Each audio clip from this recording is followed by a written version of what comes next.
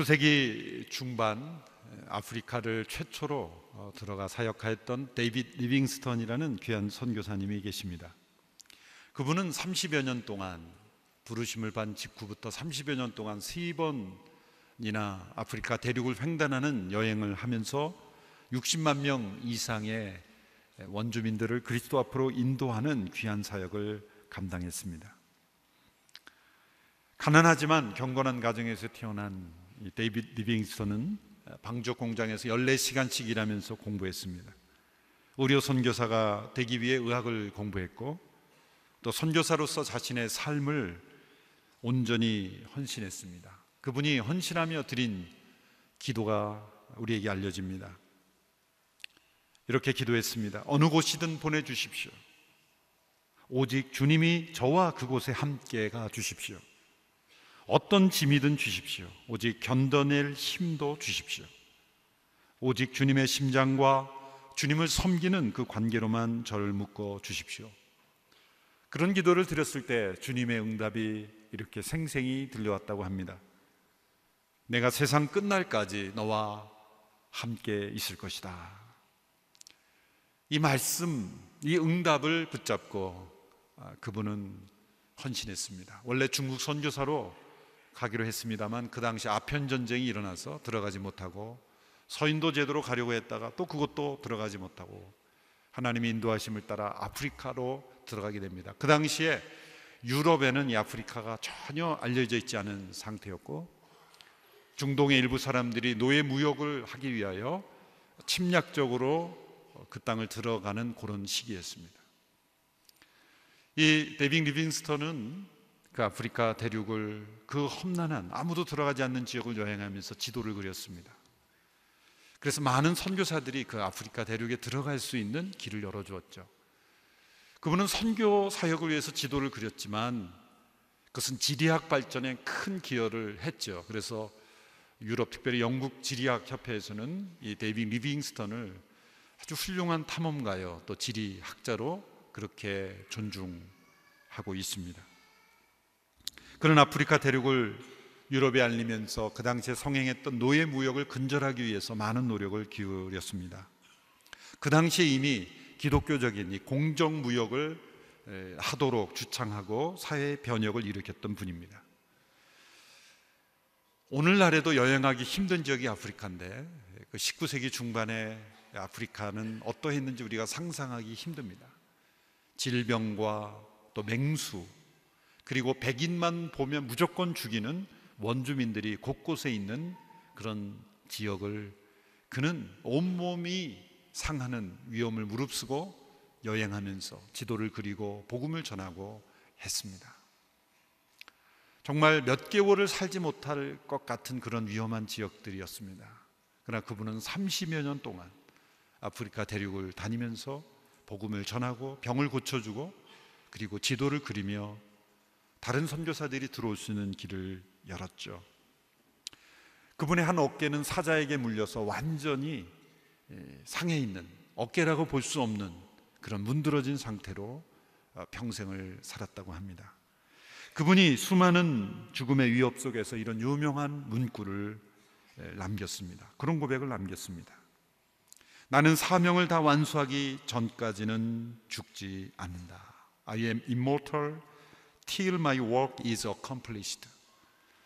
하나님께서 나에게 주신 이 사명이 다 온전히 이루어지기 전까지는 나는 죽지 않을 것이다.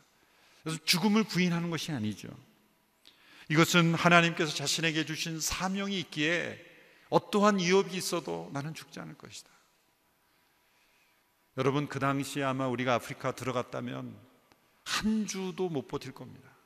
한 주도 여행하기 어려운 곳이 아프리카입니다. 요즘도 아프리카 지역에 몇 주만 여행하면 온몸에 진이 빠지는 지역입니다. 질병에 걸리는 위험한 지역입니다. 그러나 30여 년 동안 그 지역을 다니며 복음을 전할 수 있었던 것은 바로 이러한 믿음, 하나님의 보호하시는 은총이 있었기 때문이죠.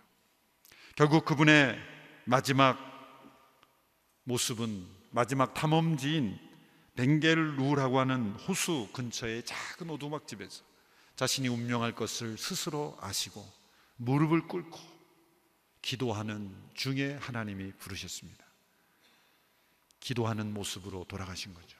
원주민들은 그 선교사님의 죽음을 슬퍼하며 그 원주민들의 풍습대로 그 심장을 꺼내어 나무 밑에 묻고 그분의 죽음을 애도하며 그분의 시신을 미라로 만들어서 1600km를 8개월 동안 걸어서 그분의 시신을 운구했다는 거죠. 그만큼 원주민들의 존경과 사랑을 받으며 주님이 주신 사명을 다하고 세상을 떠났습니다. 저는 이 사도행전 23장 이후에 나오는 사도 바울의 여정을 보면서 데이빗 리빙스턴의 선교사님이 생각났습니다. 데이빗 리빙스턴이 이 질병과 죽음, 살해 원주민들의 위협 속에 복음을 전했던 것처럼 바울도 자신의 질병과 그리고 유대인들의 살해 위협 속에 시달렸습니다. 그러나 이 두 분 모두가 죽음을 두려워하지 않았고 하나님께서 주신 사명이 다하기 전까지는 어느 누구도 어떤 위협도 어떤 고난도 무너뜨릴 수 없다는 믿음을 가지고 사명을 다하여 달려갔습니다. 사명자는 어떤 상황 속에서도 담대합니다. 오늘 1절에서 3절에 나타난 바울의 모습을 보면 얼마나 담대한지 모릅니다. 1절의 말씀을 함께 읽어보시겠습니다. 1절 함께 읽습니다. 시작.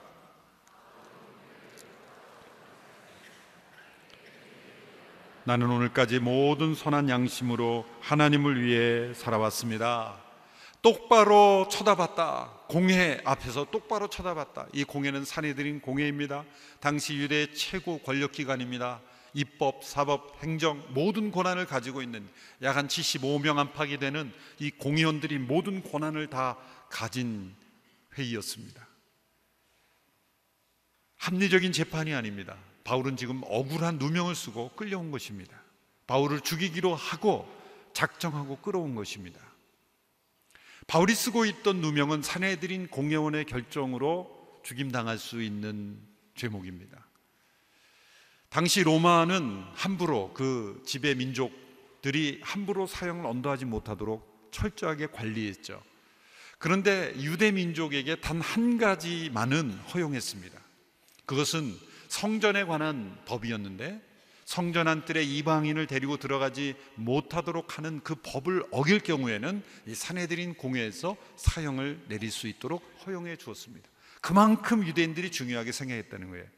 그러나 사실 바울이 이방인을 성전 안뜰로 데리고 들어간 적이 없습니다.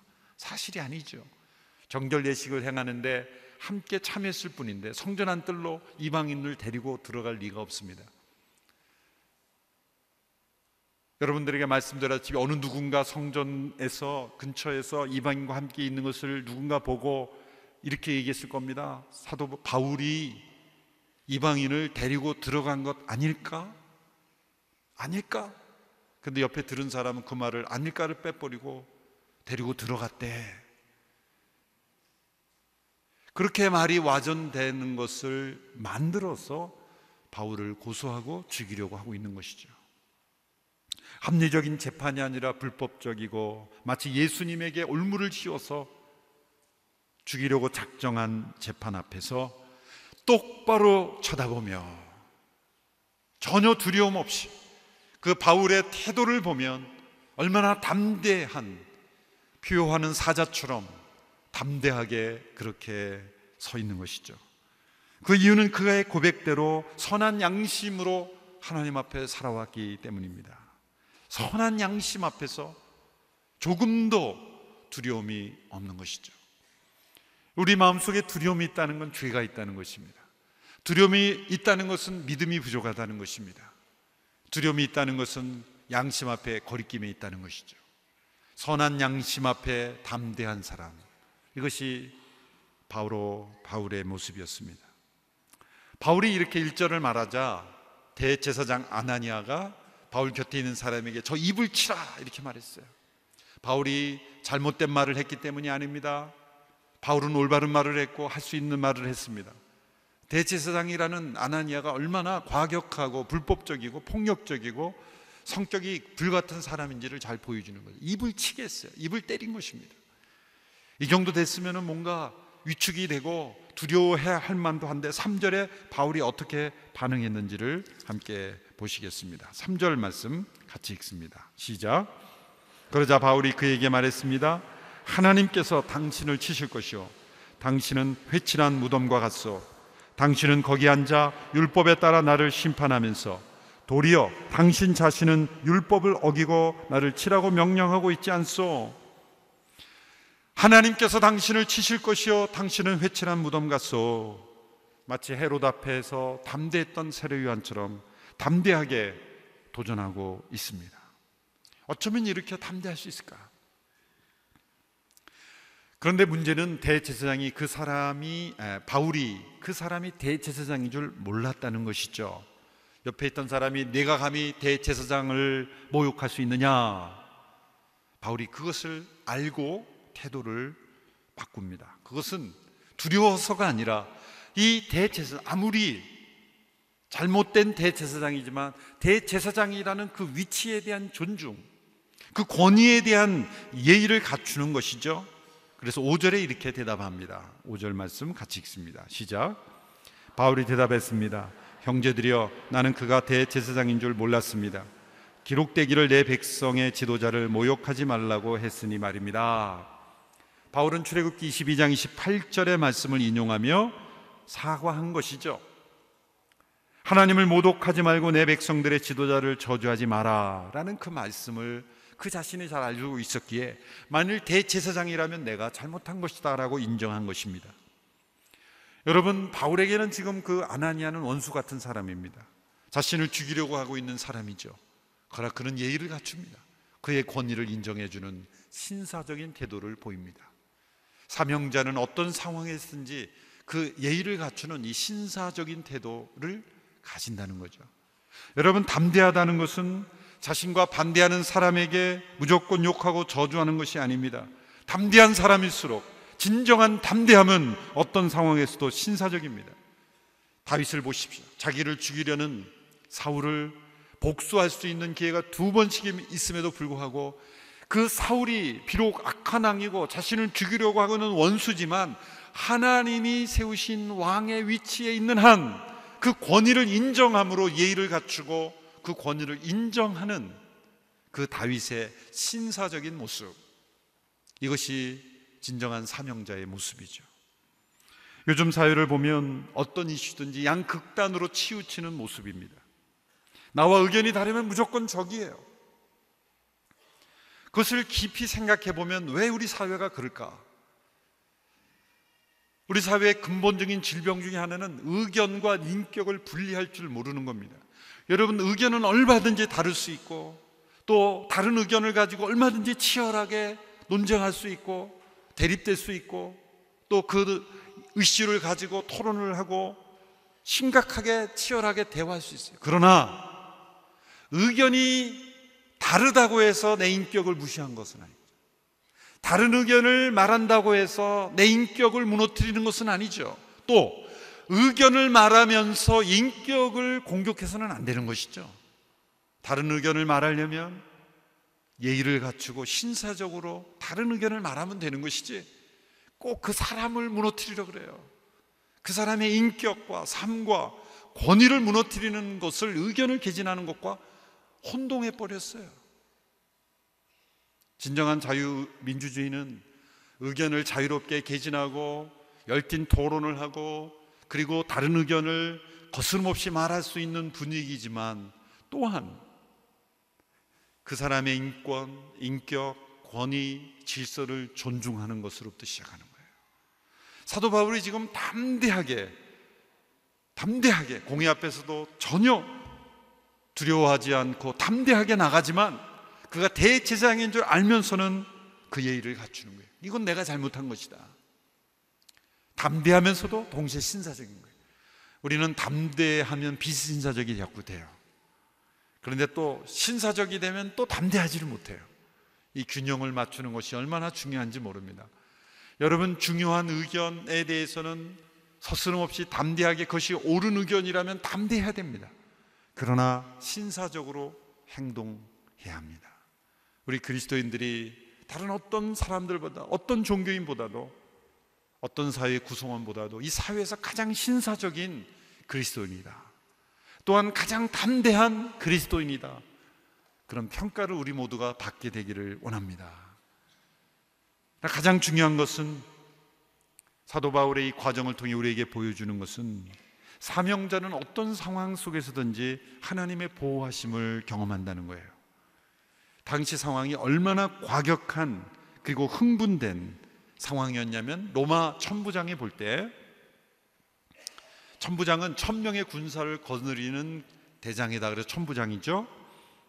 바울이 그들에게 찢겨 죽지는 않을까 염려할 정도라 그랬습니다. 오늘 본문 10절 11절의 말씀을 보십시오. 10절 11절 우리 같이 함께 읽겠습니다. 시작. 논쟁이 점점 커지자 천부장은 바울이 그들에게 찢겨 죽지 않을까 염려해 군인더러 내려가 바울을 그들 가운데 빼내 병영 안으로 데리고 가라고 명령했습니다. 그날 밤 주께서 바울 곁에 서서 말씀하셨습니다. 담대하여라.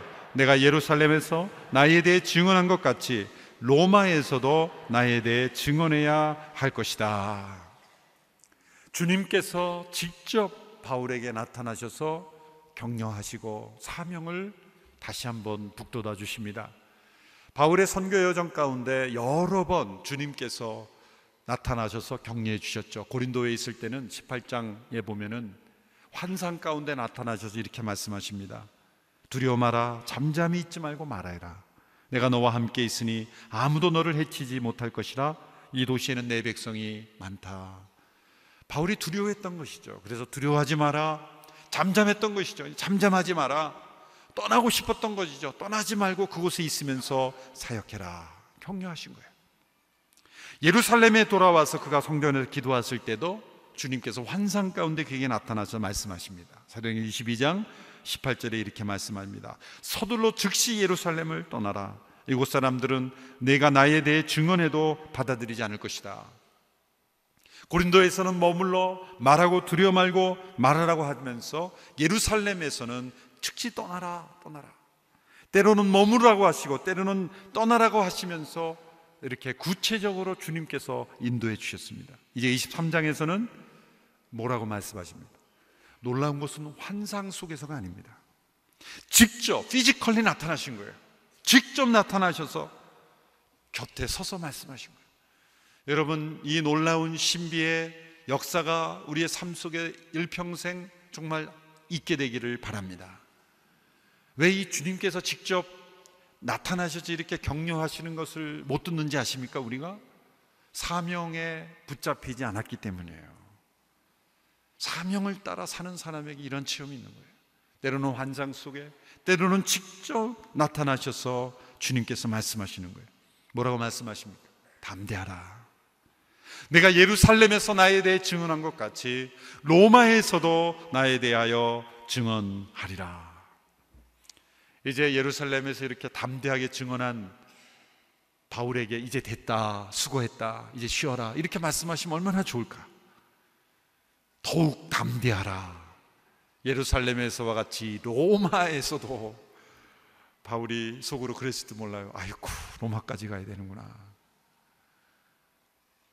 그러나 그것이 염려가 아니라 이제 예루살렘에서 담대했던 것처럼 로마에서도 나에 대해서 증언하리라 격려해 주셨습니다.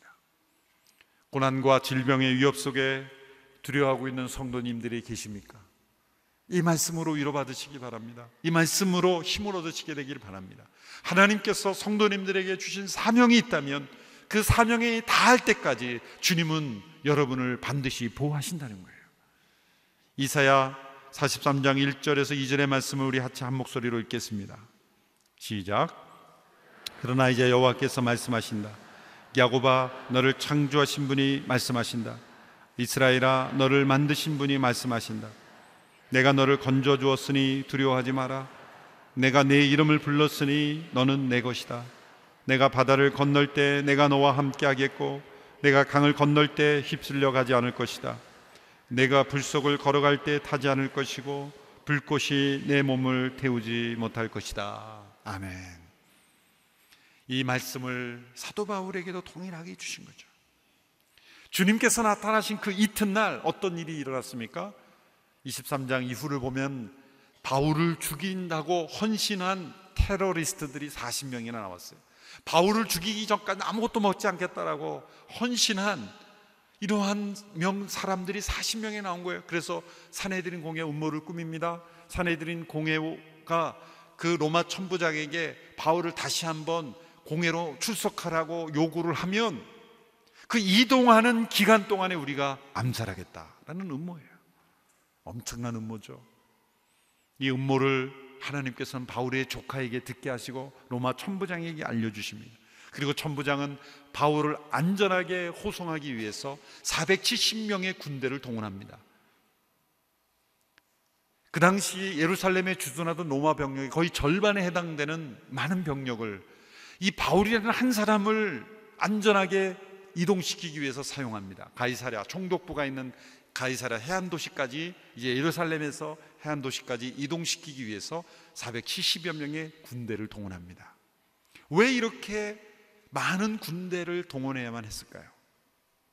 그리고 당시의 로마 군인들은 왜 바울을 이렇게 열심히 보호했을까요? 여기 우리가 보여주는 이 사도행전의 역사에서 보여주는 아이러니가 나타나는 거예요. 이 아이러니는 뭡니까? 하나님을 믿는다고 하는 유대인들은, 율법을 안다라고 하는 유대인들은 불의한 양심으로, 악한 양심으로, 불의한 재판을 통해 의로운 사람을 죽이려고 노력하고 있습니다마는, 하나님을 모르는 로마 당국자들은 객관적으로 그들의 법과 질서의 눈으로 볼 때는 아직 죽일 이유가 없는 거예요. 그리고 그 생명을 보호해야 한다는 거예요. 하나님께서는 바울을 보호하시되 그 당시에 로마의 법 질서를 통해서 바울을 보호하셨어요. 물론 그가 로마 시민권자였기 때문이죠. 그러나 시민권자였을지라도 그 한 사람을 보호하기 위해서 470명을 동원해서 가이사랴까지 안전하게 호송하고, 마치 왕이 이동할 때도 이 정도 병력이 움직일까 정도로 그렇게 안전하게 호송하는 이유는 뭘까요? 로마 천부장이 예수를 믿는 사람이기 때문일까요? 아니죠. 바울의 제자였기 때문이 아닙니다. 그냥 로마 군인이었을 뿐이고, 그는 그가 처한 상황에서 그가 속한 로마 제국의 법 질서를 집행했을 뿐이에요. 하나님께서는 그 믿지 않는 자들이 만든 법 질서지만 그 질서를 통해 복음을 전하는 바울을 보호한 것이죠. 여기서 우리는 깊이 생각해야 될 하나의 아이러니가 나오는 것입니다. 믿는다고 하는 유대인들은 불의한 세력이 되고, 믿지 않는 이방인들이 만든 법은 하나님께 쓰임받는 도구가 되었다는 것. 여기서 우리가 발견하는 것은 우리가 살아가는 사회의 법이 비록 믿지 않는 사람들이 만든 법이지만 그 법을 통해서도 하나님은 역사하시고, 그 법을 통해서도 세상을 통치하시고, 그 법을 통해서도 하나님의 공의를 이루신다는 거예요. 그래서 우리 그리스도인은 누구보다도 준법의식이 강한 사람들이 되어야 되는 거예요. 결론적으로 불법조차 하면 안 된다는 거예요. 물론 이 말을 하기 위해서 이렇게 구차한 말을 한 것은 아니에요. 하나의 가지일 뿐이지만 중요한 거예요. 불법 주차하고 들어오셔서 할렐루야 열심히 찬양, 하나님이 됐으니 빨리 차 빼고 와라 말씀하실 거예요. 하나님은 보세요, 이 세상을, 우리는 교회 안에 들어오면 교회와 세상을 분리해서 생각하지 마세요. 이 사회를 움직이는 사회법도 하나님이 통치하고 계시고, 로마의 법 제도를 통해 지금 바울을 보호하고 계시잖아요. 그 생명이 손상되지 않도록 로마 군인을 사용하고 있지 않습니까? 유대인들은 죽이려 하고 로마인들은 보호하고 있어요. 그들이 하나님을 믿어서가 아니에요. 상식적인, 객관적인 양심, 편견이 없이 그 사건을 봤을 때 바울은 아직 피해를 당하면 안 되는 거예요. 그 당시에 로마법은 아주 철저했죠. 단 한 명의 사람이라도 철저하게 법적으로 죄가 규명되기 전까지는 그를 손상시키지, 상해하지 않도록 보호하는 그 로마의 철저한 법 정신. 사실 그 로마 법이 이제 유럽으로 돼서 사실 우리나라의 법까지 다 연결이 돼 있다 그래요. 참 대단한 나라였죠. 하나님은 로마 법도 사용하셔서 바울을 보호하시고, 또한 그 로마 법 체계를 통해서 그가 로마에게까지 가게 되는 거예요. 그가 황제에게, 가이사에게 항소함으로 인해서 그는 로마까지 갈 수 있게 됐고, 그의 그 당시의 법을 이용해서 그는 그 당시에 로마의 지도층에게 복음을 전할 수 있는 기회를 얻게 된 거예요. 하나님의 놀라운 섭리의 손길이죠. 지금 사도 바울은 비양심적인 종교 권력과 편견 없이 법 질서대로 행하는 로마의 정치 세력 사이에 끼어 있는 거예요. 그러나 그는 어느 쪽에도 치우치지 않고 선한 양심을 향해서, 사명을 향하여 담대하게 걸어가고 있을 뿐이에요. 신사적으로 행동하고 있을 뿐이에요. 그리고 하나님의 보호하심을 받고 있을 뿐입니다. 여러분, 우리가 어떤 상황 속에 처하든지, 우리가 이 세상에 처할 때 많은 세력 가운데 처할 수가 있어요. 때로는 불의한 세력들이 우리를 무너뜨리려고 하고, 때로는 하나님을 믿지 않는 사람들이 우리를 보호해 주는 세력이 될 수도 있어요. 하나님이 모든 세상의 통치자시기에 하나님은 법을 통해서도, 세상의 질서를 통해서도 하나님은 이 세상을 통치하신다는 걸 우리는 기억해야 해요. 우리 그리스도인이 누구보다도 법 질서를 존중하는 그리스도인, 신사적인 그리스도인, 질서 있는 그리스도인이 되어야 될 줄로 믿습니다. 하나님은 그 법을 통해서도 역사하시기 때문이죠. 사도 바울은 억울하게 끌려가 재판받고 있었지만 그로 인해서 아무것도 할 수 없는 무력한 기간이라 여기지 않았습니다. 그 과정을 통해 바울은 복음을 증거했고, 빌립보서에서 그가 후에 고백한 대로 그가 갇힌 자가 되었기에 오히려 복음의 진보가 되었다. 단지 우리는 사명을 따라 걸어갈 뿐입니다. 그리고 사명을 따라 가는 자에게는 그 사명이 이루어지기 전까지는 어떠한 세상의 세력도, 위협도, 질병도, 고난도, 죽음도 무너뜨리지 못한다. 나는 그 믿음이 데이빗 리빙스턴에 있었고 사도 바울에 있었고 저와 여러분에게 있게 되기를 축원합니다.